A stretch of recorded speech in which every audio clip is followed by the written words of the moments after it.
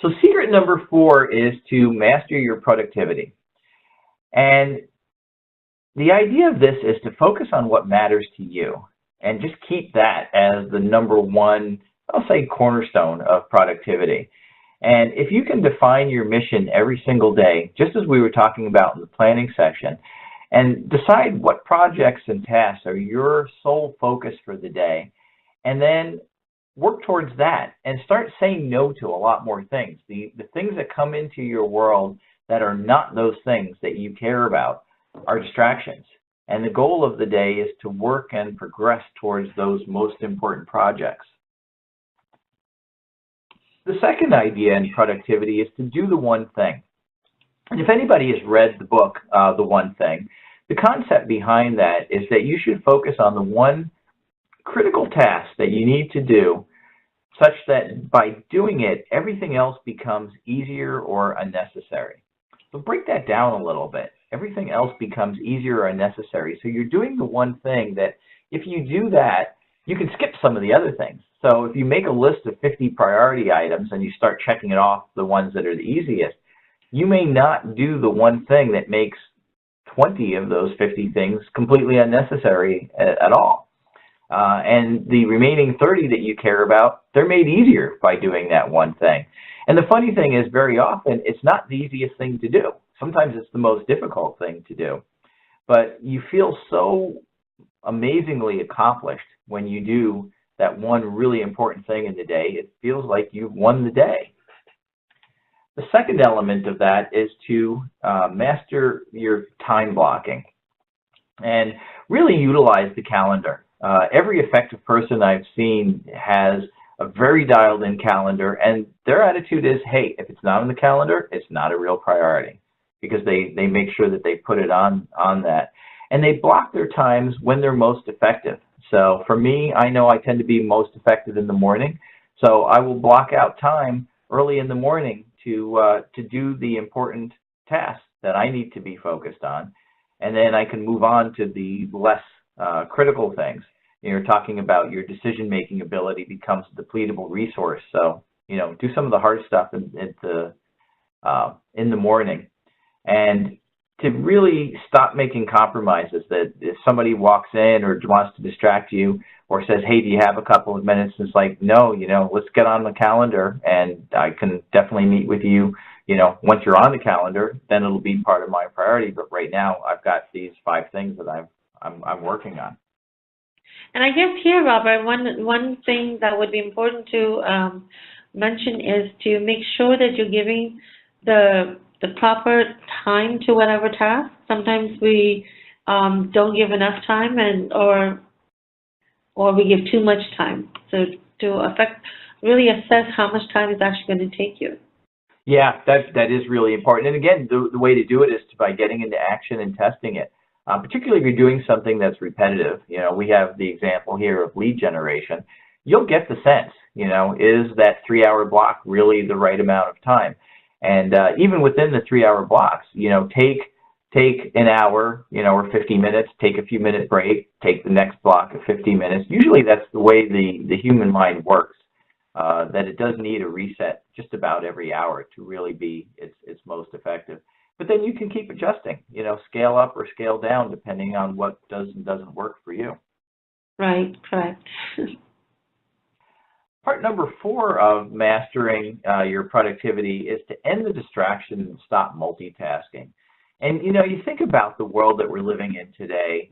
We are so distracted. We've got our phones, we've got our tablets, we've got our computers, we've got our televisions, like everything's screaming for our attention.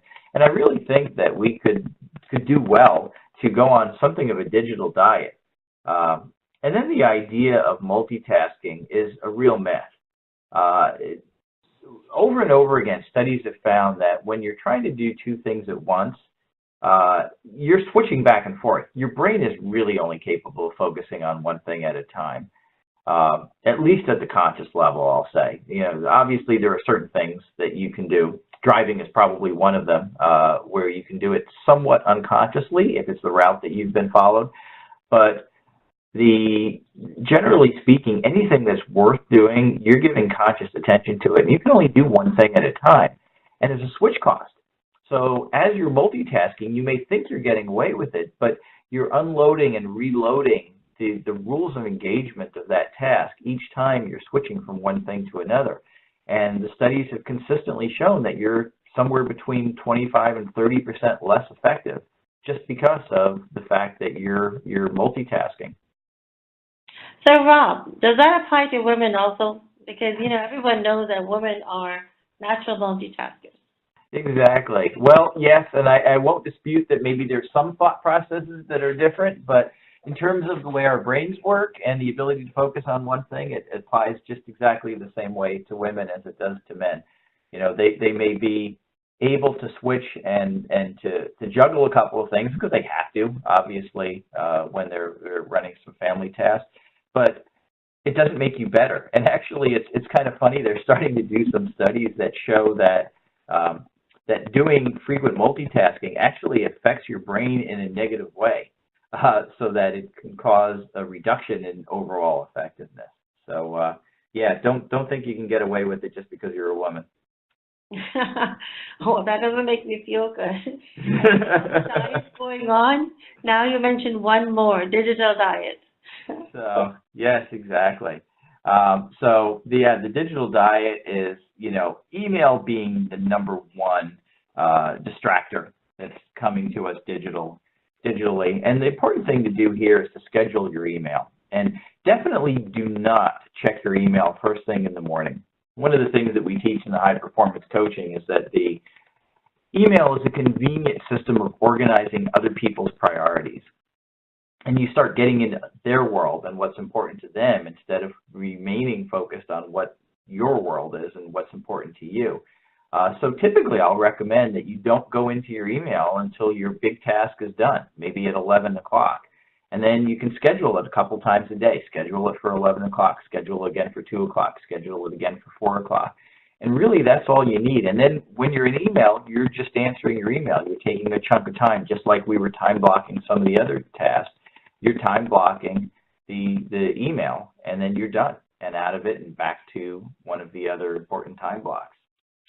And I know I'm guilty of this, but I think most people respond to the email like they're responding to a phone call. Yeah, that's exactly right. And it's not the same. I mean, people expect that there's a lag. You know, email doesn't always come through immediately. So, and you know, and that's another thing that's important to do. If you have created this culture around email where you do respond to it immediately, that's self-fulfilling, you know, and I know some companies have that culture. And after a while, if you start letting people know, I've got some really important big tasks that I'm working on, and that's why I'm not answering my email right away. I've actually seen people say, you know, I'm off doing this particular task that's super important. I will respond later in the day. And after a while, people are trained. They're like, hey, that's fine. You know, I'll send the email, and I know I'll get an answer in a couple hours. I'm okay with that. And the very last element of this is to cut the browsing. And you think about what's happening with us with social media. We used to get distracted a lot by television, and now the major distraction is social media and staring into the screens of our tablets and our phones and our computers. And people spend hours on that, and you realize that I haven't accomplished anything. I haven't done anything. I haven't learned anything. It's like you don't even remember the stuff that you're browsing through. You just go into that browser blackout or that app amnesia, and it's really one of the plagues of the day that I think is cutting down the output that people could be having. And towards the end, we will be sharing how you've done that for some of the people that have gotten the most out of your session. Yeah, exactly. Yeah, that would be great.